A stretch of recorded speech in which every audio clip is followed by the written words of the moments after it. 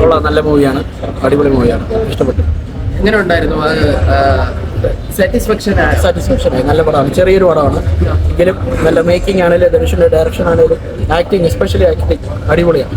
Heart touching Mons ഒക്കെ ഉണ്ടായിരുന്നു. പിന്നെ ഉറപ്പായിട്ടും ഫസ്റ്റ് ഹാഫിലാണെങ്കിലും സെക്കൻഡ് ഹാഫിലാണെങ്കിലും ഫുള്ളി സാറ്റിസ്ഫൈഡ് ആണ്, അടിപൊളി പടം. ഒരു ഫാമിലി പിന്നെ ഉറപ്പായിട്ടും തീർച്ചയായും ഫാമിലി ഓഡിയൻസിന് മസ്റ്റ് വാച്ച് പടമാണ്, സൂപ്പർ പടം. ഒരു ധനുഷ് നിത്യാമേനോൻ പിന്നെ തീർച്ചയായിട്ടും അധികം കുറച്ചു കാലത്തിന് ശേഷമാണേലും അവരുടെ കോമ്പിനേഷൻ സീൻസ് എല്ലാം അടിപൊളിയായിരുന്നു, സൂപ്പറായിരുന്നു, ഇഷ്ടപ്പെട്ടു. ഒരു ഹാർട്ട് ടച്ചിങ് ആയിട്ട് അത് നന്നായിട്ട് ധനുഷ് എക്സിക്യൂട്ട് ചെയ്തിട്ടുണ്ട്. അത് നല്ല ഡയറക്ഷനാണ്, അടിപൊളിയായിട്ട് ധനുഷ് അത് ചെയ്തിട്ടുണ്ട്. സ്റ്റണ്ട് എങ്ങനെയുണ്ട് ഇതിന്?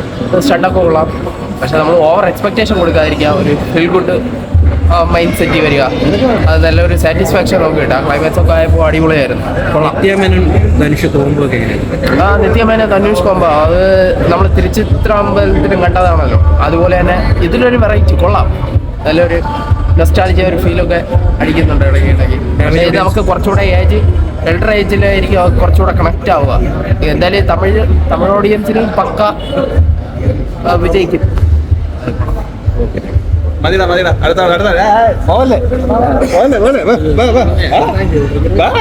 ആ ഒരു ജോണറുള്ള ഒരു പടം, എല്ലാം കൂടെ നൈസായിട്ട് വന്നു, ഭയങ്കര സൂട്ടിങ് ആയിട്ടുള്ള പടം, നല്ലൊരു സാറ്റിസ്ഫാക്ഷൻ കിട്ടിയോ? ആ ഒരു രസമുണ്ട്, അത് നമുക്ക് കാണുമ്പോഴേ ആ ഫീല് നമുക്ക് മനസ്സിലാവുള്ളൂ. പക്ഷെ ഭയങ്കര രസമായിട്ട് വന്നിട്ടുണ്ട്.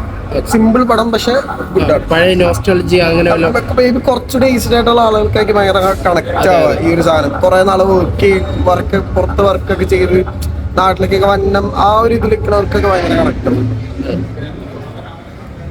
ഡയറക്ഷൻ നല്ലതാണ്, സ്ക്രിപ്റ്റ് നല്ലതാണ്, ആക്ടിങ് എല്ലാവരും നല്ലതാണ്. പിന്നെ നമുക്ക് ഒരുപാട് റിലേറ്റ് ചെയ്യാൻ പറ്റുന്ന കഥയാണ്.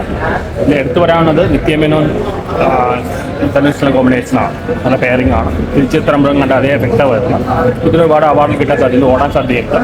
പിന്നെ എടുത്തു വരാനൊരു മെസ്സേജ് ഉണ്ട്, കാരണം തമിഴ് സിനിമയിൽ വയലൻസ് വളരെ കൂടുതലാണ്, ഇല്ല നോൺ വയലൻസാണ് പറയണം. എല്ലാം കൊണ്ട് നല്ല പടം. എടുത്തു വരാവുന്ന ധനുഷ് നിത്യമേനോൻ കോമ്പിനേഷനാണ്, സിനിമയിൽ നല്ല പെയറിംഗ് ആണ്, ജീവിതത്തിൽ കമ്പൈൻ ചെയ്യുന്നത്.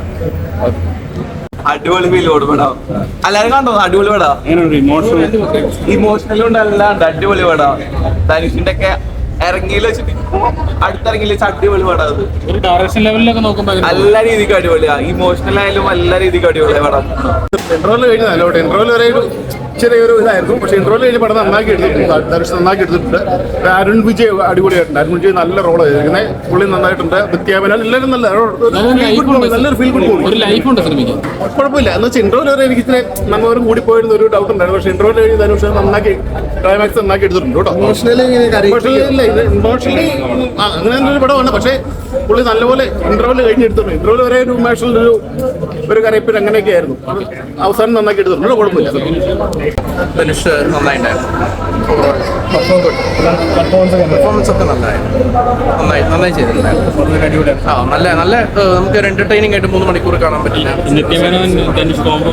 നന്നായിട്ടായിരുന്നു. അത് നമുക്ക് ആ തിരുച്ചിത്രമ്പലത്തിൽ അതേ ഒരു ഫീല് കിട്ടും.